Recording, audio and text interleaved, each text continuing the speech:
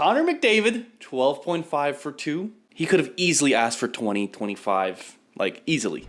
What is going on in youth hockey with there's so many openings happening? There's too many programs. It's basically anybody with deep pockets can start their own organization. There's a lot of money in that now. And in hockey, how much of that is maybe bad actors? How much of that is USA Hockey wanting to grow the game? So maybe the heart's in the right place. You know, we're seeing the growth. Where does this fall in the landscape for you, Steph? Because I think it's throw it all in a cauldron and let it boil. This is Pandora's box that's been opened. Welcome back to Between Two Posts. Sean and I today are going to be talking about a subject that most of you probably didn't know about, and it's going to veer off into different discussions, but the main point of this is the fact that youth hockey is changing and there's still places available, something we've never seen before. To kick it off, we have had a ton of coaches now, and we are at the beginning of October when we're filming this, that have been reaching out at the U16 and U18 level, still looking for forward and D. Still looking to finish their team, and it's not because they're looking for the high-end guy that's getting cut from juniors, but they're looking for those middle-end guys that, you know, are good AAA hockey players and either didn't have the funds or didn't have a team beforehand or just didn't go to tryouts for whatever reason, which previously in the past, we've never seen this before. AAA teams have been filled adult level 16s and 18s, and most of the time they maybe had one or two spots left, but they were waiting for guys to come back from juniors. We're seeing a different trend this year. Like you said, traditionally it is, especially at 18s, right? 18s, it was very common for a coach to maybe leave a D spot and a forward spot open for a guy either that they probably had played for them, they'd been watching and kind of had a pulse on to know maybe this guy is not going to stick at their junior spot. I think there's twofold here. There's still some of that. I also think that with USA Hockey's new rule, and you have a 22-man roster now, some coaches are looking to fill those out. Some aren't. I looked the last couple, showcases and events and major weekends I've been looking at. Most rosters are still at that 19-20 spot. It's not like they're maxed out at a 22-man roster right now. I think this does speak to some of the piece of, there's more roster spots available. I also, there's a lot more associations out there right now. We can, dig into that a little bit because I think the landscape's going to change. We know this because USA Hockey is going to bring to a vote what they're calling basically like a super classification, like jokingly quad A, but some people have kind of called it that at this point. What is that going to do to some of these associations that have been carrying these, strong teams, maybe some mid teams, and then there's obviously some organizations that probably are going to have to rethink what they offer. But it's also, I would say, as much maybe an indication of what's going on in juniors too. Absolutely, and this opens up a much larger discussion in terms of the dilution, because there's a ton of great programs out there that are hurting because of the expansion and the overwhelming amount of opportunity there is out there. And I think that's something we're going to dive into here. But before we do that, I think we have to kind of tuggle on the elephant in the room and why we're all dressed up. We usually do these in casual clothes and our AHA polos, and today we're looking a little snazzy. So why don't we go into that? I thought you and I were auditioning for a broadcast gig. Absolutely not. I don't think you or I would be any good at that. I'll leave that to the pros. I'm too slow to read the names, and I would probably misread most names, and it'd be a comedy show at that point. Let's kick it off with, we are proud to announce that we are officially partnered with SuitShop, and that is thanks to you, Sean. You opened the door for us.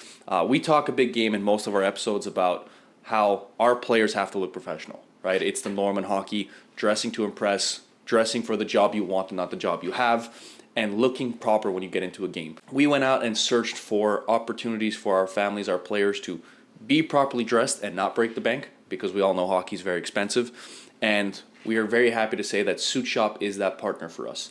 They provide very, very affordable, high-quality suits, and they have a full online opportunity for you to order. You don't have to go in store and measure yourself and get all that done. They have a built-in program online where you can submit your height, your weight, other measurements they may need to get the proper jacket, the proper pants, and other items you might need so you're looking good at games. As you can see, Sean is wearing a brown suit. Brown? What color is it? No, this is navy, but thank you for recognizing a nice rich tone. And as Steph was saying, the other side of it is, if you want to go try them on, they have a ton of locations where you can go in, basically get your fit, see if you like the fabric, see if it works for you. They have designers in store that are awesome, amazing people to work with. I've done this a couple times already, actually. I've done it with one of our athletes. They had us in. We got to try on a few of the suits, see what colors we like. They did some styling with ties. Full disclosure, I'm rocking, and this is my third suit from SuitShop. I use them for my wedding, so thank you, SuitShop. If somebody finds my wedding photos online, you'll see the group looked amazing. Another wedding that was not mine, but was one in the family. Again, killed it on the suits, the fits, everybody looked stunning. And then I'm rocking a dress shirt from them as well. So they have kind of all pieces. They have ties, they have pocket squares. They can suit you head to toe. They got shoes. They make you look good getting out the door, and they make it really easy and affordable. And for hockey families, that's a big thing, right? The sport of hockey is already expensive enough. Your kid probably breaks 10 sticks a year, and that's $4,000 right there. We can't forget that they need to dress a certain way when they play that level. When you're playing AAA, junior, college, or pro, you need to dress a certain way. They make a very high quality suit for you at a great price. Nothing you need to worry about in terms of, is it only going to last 1 year? Is it going to tear when he's in the bus or when he's playing sewer ball because he's scratched and he shouldn't be? It's going to last, right? Sean and I, we're at the point where we're not playing past men's league, so we don't wear it to test that out, but we're wearing it at weddings, we're wearing it at events, and we always look great because of it. So it's something that should definitely be in your arsenal as a player if you're going to dress to impress and dress for the job you want. Something to look at. Telling you right now, you won't regret it. We're proud to be partnered with them. We're proud to provide this for our players because not only they're going to play great, but they're going to look great and earn themselves that next job. So SuitShop, thank you very much for working with us. We're excited to see our players being dressed the best on and off the ice. And moving forward, hopefully a lot more of you will be as well. A wise man once said, look good, feel good, play good. SuitShop is definitely going to help you with that. In light of working with SuitShop to make sure that our players are the best dressed this year, they have been very gracious to offer a giveaway for you guys. To be able to enter this giveaway, you will need to email us at info@ahadvising.com your worst game day picture, your worst suit, what you're currently wearing to your games now, and follow SuitShop on Instagram. Those two will give you 2 entries into the giveaway. The first one comes from the info@AHA. The second one comes from following SuitShop on Instagram. And let's see if we can make you look just as good off the ice as you do on the ice. Thank you again, SuitShop, for making sure that our players are taken care of and for helping those that support us on this channel. And now let's get back to the nitty-gritty. What is going on in youth hockey with there's so many openings happening? And I'm going to come straight out and say it is, there's too many programs. There's too many new programs calling themselves Tier 1, AAA, national bound, this and that. It's basically anybody with deep pockets can start their own organization. And families are getting tricked into signing up for this at a very high price, which is diluting the AAA game because you'll see scores already of like 13-1, 15-0, which that's not hockey, let's be honest. And it's causing players to sign to a program thinking they're going to play AAA this year, and teams are folding. I've had conversations with over dozens of teams that were asking for players, and then 2 weeks later we see that they folded because they didn't have enough players to sign up.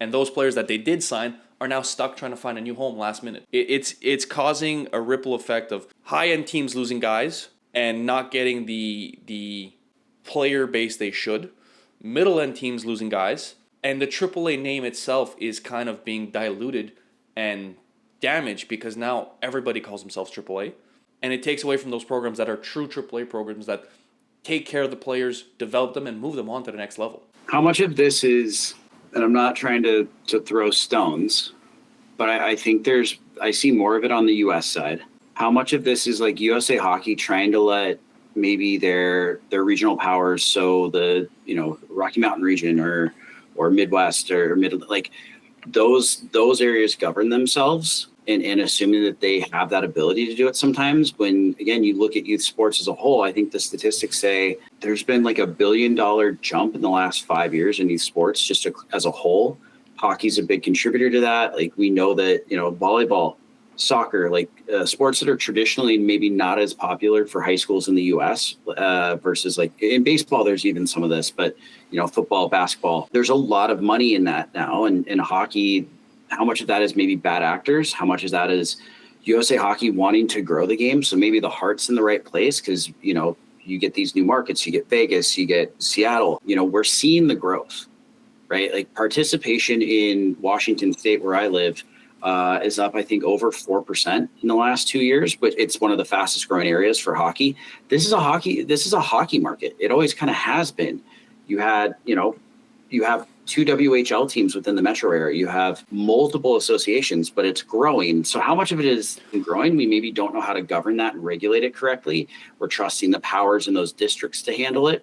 How much of it is maybe infighting, disagreement? A lot of associations, I'll be fair, associations that we talk to, that we have players at, started because there was a disagreement with management of how that organization should be run, whether that's right or wrong. I know they want to do right maybe by the kids because they have a different philosophy of how you should promote and develop players. Where does this fall in the landscape for you, Steph? Because I think it's a mix personally. It's kind of like throw it all in a cauldron and let it boil. This is Pandora's box. It's been opened. I agree with you. And I think, especially to the point of mismanagement and not taking care of the players correctly, especially at the youth level, that's the most important thing. It's the development and taking care of them. And that's where we see people that unfortunately aren't in it for the right reasons are just trying to profit off it, causing those that are in it for the right reasons to struggle, when it shouldn't be the case, right? I'm all for a program being dedicated to their players, and consistently developing them, moving to the next level, working with them year after year, rather than a guy that's coming into play saying, my kid got cut and now I'm going to start my own program. Because we know there's been quite a few of those that the kid never made AAA, so mom and dad said, we're going to take out a loan and we're going to start it ourselves, right? And they somehow get around the regulations. So my concern is, do we have to tighten the regulations? Do we have to adopt a bit of a Euro mentality of there's relegation? If your team doesn't hit X this year, they don't qualify for AAA next year. I mean, I've been a big proponent of relegation and what I would call maybe like the academy model. You and I have talked about this before, and this goes into then advancement into juniors. I think over time you're going to see more of this, and it won't be explicit. It's a lot of it's implicit right now, but alignment with organizations kind of top to bottom. So, if you use like the North American League, for instance, there are some teams that have direct affiliates. The North American League team has an NA3. Mm-hmm. Some, then you get into their youth programs, and then they have 18s, 16s. The academy, I don't know if they fully utilize the academy model as they want to, because they're still kind of controlling entities and interests, and anybody who's ever been there, they can tell you this firsthand. GMs, coaches, like high-end junior, staff, they're highly focused on the success of that team because that is their job. It's harder to have like a top-down management structure like you would see in Europe with the soccer academies or football academies. And I think that's where we end up at some point, because there's just, it does work. It works for development. It's been proven. It keeps costs down because the teams are funneling back into the organizations. And the NHL is trying to do this a little bit. You see this, a great example, Junior Ducks, Junior Kings. Out west, there's a lot of the junior programs. You got, Penn's Elite. They're able to funnel the brand and the name and some financial pieces back into the organizations to help alleviate costs. I think where it gets, again, a little disjointed is, does the GM of the Pittsburgh Penguins, does Dubas care about what's happening on his 14s team? No, does he view not. it as his 14s team? Absolutely not. But I would agree with you on that, but I also think that there has to be more than 30 programs, right? We have to understand, like, there's a ton of hockey players out there, and it would make it very limited for players. But I think there just needs to be a better mechanism for who's allowed to open a team and run a team. There has to be a little bit of initiative on USA Hockey side of, if we allowed them, we have to back them, we have to help them. Because we saw it this year. There's too many teams that opened, signed kids, and then folded, leaving them out to dry. And now a forward and defenseman, fine, there's opportunities elsewhere, like we said, but those goalies that signed, you and I both know goalie spots, there is none. There is absolutely none. Every team has 100 kids. That's where I think there has to be more of a governing body, like you mentioned, but it has to come from the top. And they have to funnel and figure out how do they manage these teams to avoid the situation. Because at the end of the day, it's the kids getting hurt. Okay, so within that, where do you sit on this kind of initiative from USA Hockey? So the way we understand it, and I'm just going to throw this out there, if this is incorrect, comment. I'd love to hear if other people know more than we do. we're getting the information as kind of everybody else is getting it as we understand. What I'm being told, or what's been informed to us, is USA Hockey is in the process of exploring and potentially voting on what they're going to call it Quad A, call it like a super league, whatever you want, but it will be roughly 40, I think, associations across the country in the US that will be either represented or have a direct tie to an NHL organization, have some sort of backing and like a status. And I think it's like 25 youth organizations that are affiliated with NHL programs. And then there's going to be like 15 at large in that. Does that solve the problem? And my understanding is it's going to be like a U17 league. So you're going to, and it'll mirror more of what you see with like the CSSHL in Canada. And, you know, so basically 18s could potentially go away or lose all of its power in the next 2 or 3 years for kids in the US. I don't think it'll diminish 18s because, and this is going to sound horrible, but there's a lot of players out there that are upset that they're not at AAAs and think they should be. So there's always going to be the, you know, I have a AAA team and now I'm playing AAA. So there's always going to be those, but I think it's going to make those 40 teams much more competitive. I want to play for these guys because they are USA sanctioned, backed by the NHL. They have a development plan. They're going to have great skills coaches for sure if they're backed by the NHL and they're funneled down that way. So development-wise, those are going to become probably 40 of the most popular programs for kids to try out for. I could see that. I also worry, again, this is like, I'm probably contradicting myself in some of this. How do you decide who those programs are? And is it always going to be 40? Does it expand to 50 at some point, 60? And then do we find ourselves kind of back at square one eventually where, all right, now we've got 120, quote, tier one or tier zero, I guess is what you're going to call it. I don't know. Like, and then what are the affiliations for those programs? Are those programs in aligning with USA Hockey sanctioned junior development paths? So into the North American League, into the USHL, because we know that the USHL is going to be funneling money back into the USHL or the NHL is funneling money back into the USHL. We know that there's an expected trickle down effect into the North American League. And this goes back to, I think, some of what we maybe didn't touch on initially, too many teams. How many of those teams are that have folded were recognized as unsanctioned this year versus sanctioned or USA tournament, like national tournament bound? Mm-hmm. For sure, the number was more unsanctioned than sanctioned were the ones that folded. I'm okay with the expansion if they start at 40 and then grow to 50, 60, 70. But what they logically need to do is do it in comparison to the number of players registered, right? If they see a diminish in players registered, you can't increase the number of teams. So they might be using stats and data to properly grow it rather than just who's got deep pockets and who wants to try something. That's the way I see it. If you're going to do it strategically and analyze the market and see, okay, last year we had 500,000 U18 hockey players. This coming year, we're only going to have 300,000. I can't increase the teams. I might have to reduce them at that point. Which, good luck having that conversation with people as well. Yes, but that also opens the question of, do they then change the import rules and the standards, right? We saw it this year, a ton of Canadians struggling to get over the border and go play AAA in the States.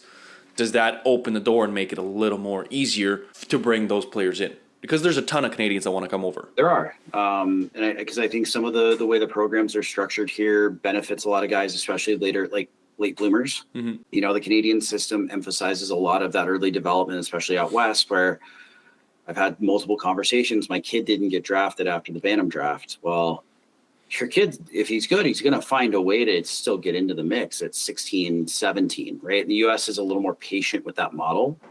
My concern in some of that is you're going to have to then ask some of these legislation or I shouldn't say legislative bodies, but managing bodies to rethink some of this. So I'll use Arizona as an example, and actually Arizona, and let's use Utah.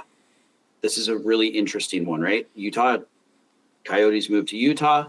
Love what the Mammoth are doing. Tons of money into the city. There's going to be a pop. It's going to look like Colorado 25 years ago, 30 years ago. It's going to look like it's going to produce great hockey players over time. There's no doubt about it. Even with that Arizona, Austin Matthews, those guys. What I think you run a risk of, or which is interesting, you have the Phoenix Junior Coyotes, which are an established program. There is no guarantee that the Coyotes ever come back as an NHL team. There will be attempts, but hard to make the case right now. That program, though, is really strong. They have a good, really solid 18s team. I think their 18s team, like 3 of the last 4 years, has been in the top 5, at the end of the year for nationals, like in that semifinal bracket. But they have a limited import spot. So I think each of their teams, it's like 4. The state stops them at 4 imports. So they're trying to keep Arizona kids first chance. Mm-hmm. What happens when you only have 40 of these teams? Does USA Hockey have to bend the knee a little bit and say, like, well, actually now it's 8 because there's only 40 of these programs? Or on the vice versa, like on the flip side, you have Utah, who you have the Wasatch Renegades at AAA, Lee Smith, like awesome hockey mind. For anybody who doesn't know who he is, it was at Eden Prairie for years. Eden Prairie or Dinah? Oh my gosh, I always do this. I'm gonna get roasted right now. I should know this, and I can't believe my brain's doing this right now. Minnesota hockey legend. Let's just put it that way. He's going to build that program into something strong. Does he have to affiliate with the Mammoth? Do they have to become the junior Mammoth now? And what is that? Like, they're going to have to bring in guys because they're not ready for that. So they don't have the talent in the state to do that. I'm going to throw a wrench in this. Borderline. I'm throwing a wrench in this. We're talking about NHL. We now have a new layer of professional athletes. College hockey players. You mentioned North Dakota. They have one of the best college programs in the country. Why aren't they? Is there a way that they can help with youth programs? Is there a way that they can do a system where their college players are helping out the youth? Obviously, there's a ton on their plate, and you don't want to add to it, but maybe the alumni, right? They're now professional athletes. They're getting paid more than most of them will make it in a regular job afterwards. The transfer portal's open, so it's basically a free agency every single year now. Yep. Do we see college hockey getting involved in youth hockey and saying, hey, Tennessee State, for example, brand new program, they start doing well in a couple of years, do we see them getting involved in the junior Preds or starting their own AAA program? I think what you're going to run into is the NCAA sticking its hands in something to say, no, we can't allow this. This then bleeds into, this affects amateur athlete status, which we know it doesn't because they blew that up last year. Mm-hmm. Right? That's a whole other thing. Like, you Thanks, can't influence NCAA. and they still have recruiting, right? Like, there's still recruiting. You can still get hit for recruiting violations. Mm-hmm. So let's just say you have a program. I'll use DU as an example. The DU Pioneers, one of the most storied program in college hockey, arguably, has a youth program, the Junior Pioneers. Mm-hmm. They're not putting guys into the Junior Pioneers. It's not a AAA program, Tier 1 program. But even if they found a 12, they're like, yeah, go, let's send this kid here and play on the Pee Wee AA team or whatever. That could be tampering. You could go down a whole list of things that start to create issues. So I think the NCAA is too prideful, maybe too ignorant to their own, shortcomings to recognize it probably could be a viable model. Well, you're gonna create a lot of issues, and they can't regulate it. You're right, and I'm not saying put players into their PWA or anything like that. I'm saying use the college to properly manage the youth program, right? I'm going to use, for example, I studied sports business at Mercyhurst University. Right now in Erie, there's the Junior Otters. They're a AAA, and there's the Junior Lakers. Junior Lakers were not there when I was there. As a sports management major, I would have loved to get involved in the youth program and learn how I can help a youth association, a program. That should have been part of my major. It should have been kind of a co-op of, you're going to learn to work with a youth organization, the management side of it, the planning, the registration, all of it, right? That's what I studied. And then as a player, back then I wasn't getting paid, but we all know that there was a struggle of, how am I going to eat this month? I'm studying all the time. I don't have time to work. Throwing a short little blow at the Mercyhurst food halls. I assume that they have a great dining option. No, and I loved eating at Mercyhurst. I was on a full scholarship, so I had unlimited food. There was no issues. But I know some of my teammates that weren't on full scholarships, and I'd have to swipe them in so they can come eat with me. So guys and certain programs don't have the student halls, right? They give you a stipend. This is for your food and your rent this month. Make sure you take care of yourself. Not everybody uses their money properly, and that's fine. But you should be able to get involved in the youth program, and here's your stipend from the school. Here's your taking care of it. So it's not breaking NCAA rules. It's like a volunteer. It's community coaching. It's an on-campus job. Exactly. Hey, you're pushing pucks with the 8U, 10U. Getting kids involved, getting them wanting to play hockey. Like, it helps grow the game. It helps have proper support for these organizations, right? Because you're going to have college hockey players that are very, very good hockey players. There's a lot of benefit to this. Do we see that happening potentially? And again, I think the rigors of a student athlete as they exist today, and I'm using like the student athlete, there's going to be pushback on that. I actually like this idea because let's be real. Most people, like how many of your teammates are now either in coaching, advising, guys that you played with, that coaching, advising, management? A lot of people come back to the game that played at a high level in some capacity. So why not give them the training to be able to do that if they want it? And I look at it as in Canada, a lot of the universities have co-op programs. It might be that in the States, and I'm just not knowledgeable to understand that right now. We have co-op programs where one semester you're in school, one semester you're working. So if a player, realistically, in college we take a lot of classes that I have no business taking. I remember taking art classes and history classes just to fill my schedule. I've seen your finger paintings. They're fantastic. I couldn't draw stick figures to save my life. If that's the case, allow me to take a co-op instead.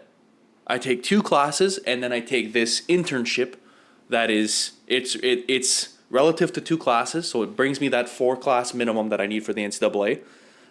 I work around with my team and my coaches, like, okay, we practice at Mercier's, we practiced from 3 to 4:30. I could have worked with the youth program at night, twice a week, 3 times a week. I could have done that.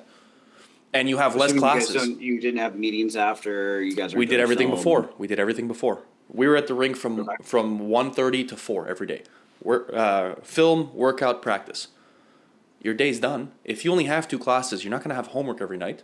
So you can provide into that business and have a business internship. Right now, I can go learn the youth programs. How does that work? How does the management work? Get involved. There's so much opportunity here that I think is being underutilized that can help provide proper AAA programs for the youth and proper work experience for college hockey players that might not play pro. 2 references I have on this. One, family that I had coached, one of their sons, they have 3 kids, all played sports. Their middle son is at Gonzaga right now. He is in a sports management program, accounting and finance as well. He wants to go into something in sports, working on helping him with an internship, really like driven guy. Actually did an internship at the youth program last year that I used to help with. So they made that work and he got his credit. He's also going to work in another one. I'm using this as a reference because Gonzaga, for those that don't know this geographically, Spokane Chiefs. The Spokane Chiefs, what they offer is probably not as intensive. There is the junior Chiefs, but I don't know if they offer a program to go and coach in the junior Chiefs to help with that program. That could be an interesting one, right? Or where a college is aligning with a high-end team locally to do that. And I know they kind of do this. Like some markets are better than others, but I know that he also has within his program, they have a study abroad that's pretty healthy. And I say this because learning this now, my younger brother-in-law is a freshman at Dartmouth. Dartmouth, I think they get a whole year abroad. I like sophomore year, I think they do a study abroad program or an externship, something to that effect. Well, how does that work for the hockey players? And I know that's not the only school that probably offers something like this. And how do you make that work? Like, or could you do that in lieu of like that externship? Like, oh, actually you're going to do an intensive program with a local hockey program. There has to be a way around it, right? Like there's got to be a way. I would tell you yes, but at the same time, no. Because I know certain programs like Air Force or Army, they're not going to have time for this. Let's be honest. No. So I don't think everybody can, but a smaller market, North Dakota, Tennessee State, there's something to be done there.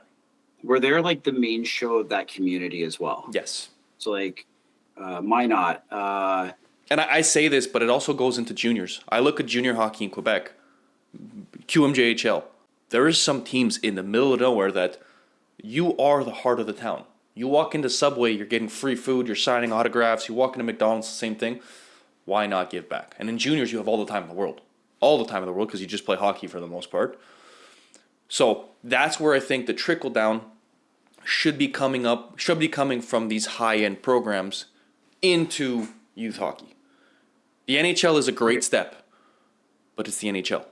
They already have so much on their plate, right? Let's trickle it down a little more, especially for the places that don't have an NHL program. Well, and then you look at the AHL markets, you look at, East Coast, you start to look at the pro levels then in those areas as well. Can those service this need versus what a collegiate experience could do? Like, okay, let's play this out in the South. So let's say this program, the NHL launches, it's 40 teams or whatever. Eventually it gets to 50, and those 10 other programs. Let's look at the South, right? Maybe it's let's use Georgia. We don't know if your home state right now. You don't know if the Thrashers or whatever Atlanta Hockey Club, whatever this is going to happen. Tons of support for it, lots of interest in it. I'd love to see it work again. But you guys don't. You have a couple amateur, semi-pro teams. You guys have University of Georgia, which has just dumped millions of dollars into arguably one of the nicest buildings in college hockey, and it's not a D1 building. Yep. Yet. Question mark. So how do you where did some of those programs come into play? How what's the effect of those universities in development? How do you get people? Because the other one is, if it's a new program, how do you get someone there that wants to lead this and actually build it?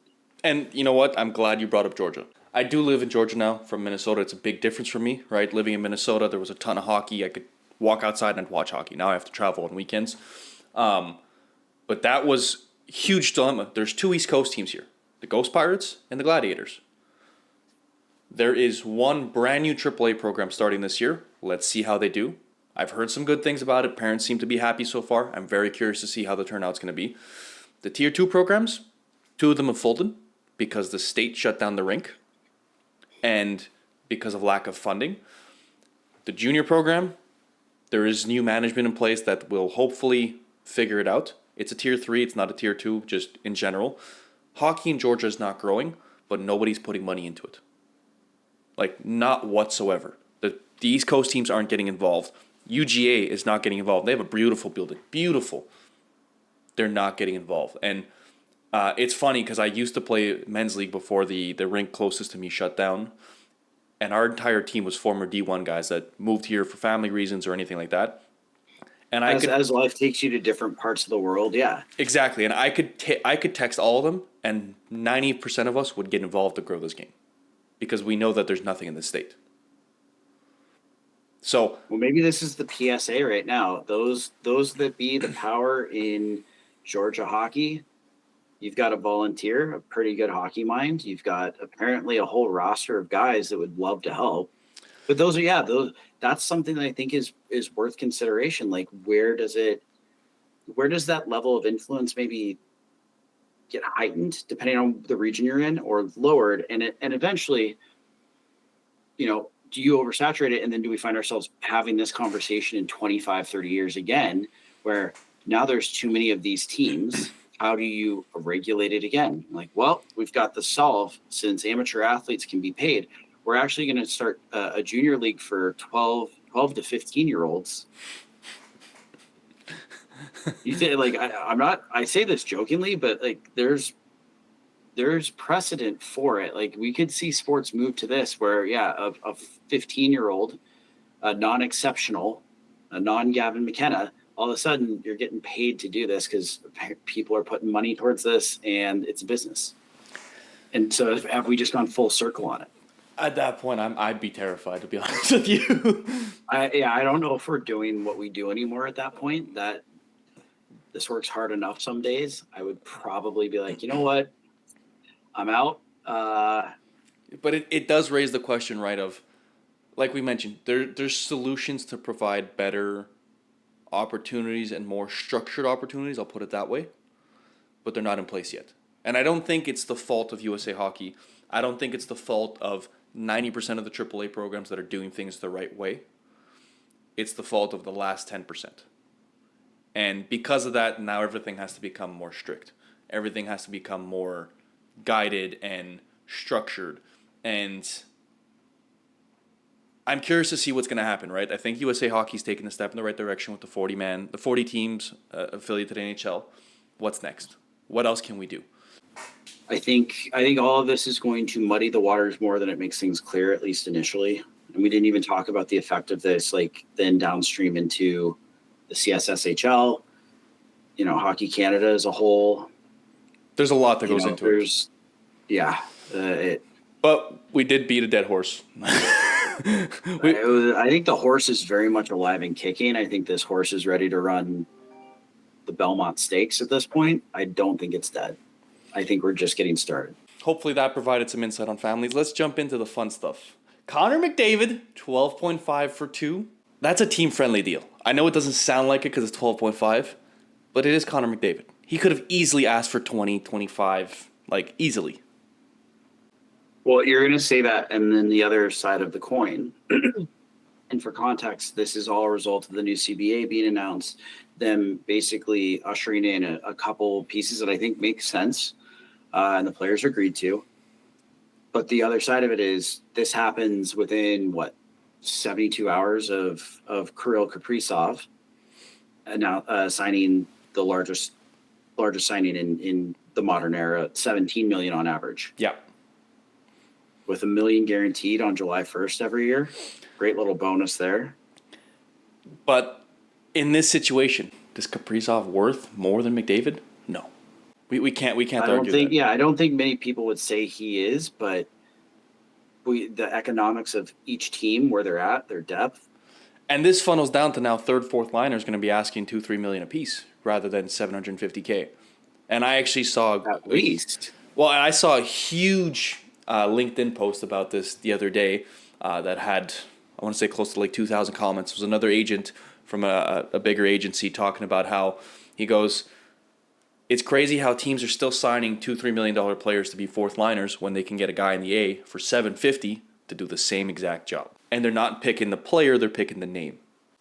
Well, and this has been the debate for a while, right? Most people would argue contracts now are structured on long-term potential. Mm-hmm. Like, what are you going to do? That is very much how guys are getting paid out of the league now. It's not because of how you've structured free agency, RFA.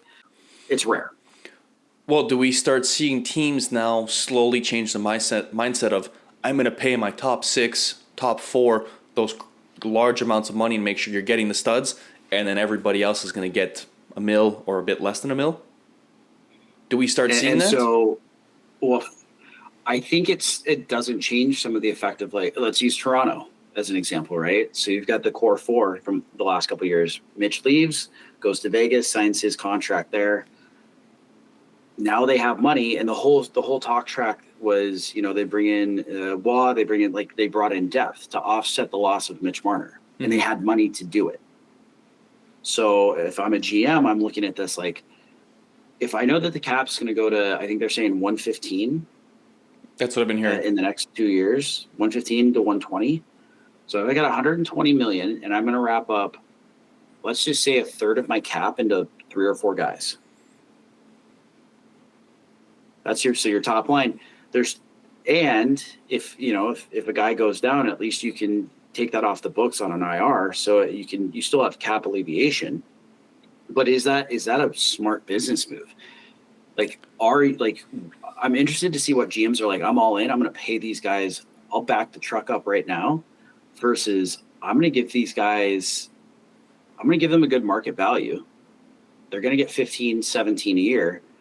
But I need money to go and get a third line, fourth line. Like, the model that's been used for the last 4 years, arguably, is Florida. It brings into question of, are teams going to start looking at having 4 stacked lines at even paychecks rather than 2 stud lines? Because who wins in the long run? A team that could run 4 or a team that can run 2? When you can run 4 and you're rolling 4 deep into the playoffs, it makes life a lot easier. Nobody's burnt out. Nobody's gassed. If there's an injury, you're not worried about, I just lost my only goal scorer. So I kind of wonder, with the cap going up, does that leave room for those middle to high-end guys to have a stacked team of them? Or do we just see the stars getting paid and everybody else, kind of figuring it out? Because I think this is – the question is, what does this reset for your middle 6? So a 20 goal scorer, a 50-point type guy, those guys are valuable. You need those guys. Mm-hmm. They don't go away. What's their value now? Are they a $6 million a year guy? the way the cap's been moving, you would argue that's where they're at. They're they're even 8 million now for what, you would call middle depth. And I'm all for guys getting paid, but it makes you wonder how much more does the cap increase and how much more do the top end guys ask for, right? Like, to me, I think McDavid asked for a team-friendly deal. For what he could have gotten and what he could have asked for, it's a team-friendly. He wants to go for a cup, and he's leaving space for guys. Yep, he wants help if they need it, and he's also kind of given them a 2-year window. He's like, if you guys don't get this done, I am on the open market. And I like Connor McDavid just did the city of Edmonton the biggest favor a pro athlete's probably ever done. And I think it also tells us that on the other side, Kaprizov did not. He wanted to get paid. Asking for 17 when I don't think Minnesota's cup bound this year or next. They still got some pieces they need to find. They're young. They're still young. So asking for 17 right now, he's not leaving much room to find other pieces. That $5 million is a big ask. It's a big piece. I mean, there was reports he was at 16, like even before all this was he was going to push 14, 15. Which is fine, right? He's a great hockey player. He's dominant in the NHL. But what message does that send to the team versus McDavid signing? What message does that send to the team? And what does that send across the league? I think the league implication is bigger because there's a lot of people who are unhappy that McDavid took that. They think he should have pressed him and made him sweat so that I don't think it resets the market value of guys, honestly. Like a top 5, how much is Barkov making right now? Like Barkov's 10? I think so. Somewhere around there. McKinnon, his new contract kicks in. He's 13 and a half? Something like that. Somewhere in that range. I think it sends a message to the league, though, of watch out for the Oilers. I really do. With McDavid doing this, I think first it sparks the guys in the locker room to understand that he's there for the right reasons. It gives management some leeway to go get something, and please go get a goalie. Please go get a goalie. For the love, I'm not an Oilers fan. Please go get a goalie. They started with coaching. Let's start with coaching. Let's give Stuart Skinner his. You don't need. It doesn't start with coaching. Not there. He brought them to the Cup Finals 2 years in a row. It starts with the guy between the pipes making the save. I would go get Fleury. Bring him out of retirement. Oh, I guarantee you this conversation's been had. But you know what I mean? Mark, take some time off. Enjoy the school year. We'll pick you up in February, give you a little joyride. Yeah. But I think it sends a message in the league that the Oilers mean business this year. And I'm very, very curious to see what they do. I think they're probably back in it into at least the second round of the Western final or, the Western playoffs. But the West, other teams got better. They did. LA got better. Colorado, I think, is better. I think whether people want to admit that or not, Colorado kept the pieces that they had basically brought in at the end of the year. Colorado is doing a circa 2001. Yeah. They're going to go probably get another piece right at the deadline that is then that extra bit. Vegas, if Vegas stays out, Pietrangelo is going to be a bigger loss for them. But again, that comes off the books with the long-term IR now. Mm-hmm. So guess what? They can go get a guy. The problem is how many guys are there to go get right now in the league? You know what this reminds me of? When Crosby took 8.7 as a renewal. This is the next Crosby 8.7 renewal because Pittsburgh went on a tear after that. They had the money to go get pieces and they went on a tear. They were a scary team to play versus. They went and got Phil the Thrill. So I want to see the Oilers this year. I'm excited to watch. I'm not an Oilers fan. I'm a Devils guy.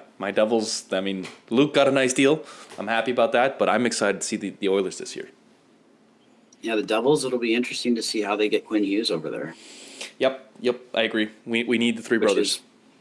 I think it's just inevitable, which that should scare people. But yeah, we'll see how this all plays out. But I think from our side of the business, guys setting contract standards, does this disrupt anything? I don't think it ultimately does because everybody knows who Connor McDavid is, what he's about. He's made it very clear he wants to win. Mm-hmm. And he's made that message very clear with this contract. Kaprizov could be in the finals in 4 years, and we could all be like, "Wow, man, they got him at a steal because the cap's at 120, so he's only a tenth of their, their net or whatever it is." But for right now, like, he set the new bar, and there's going to be a few guys this year that go into renegotiation in the next 2 years that are going to be asking for 15 to 20. Yep.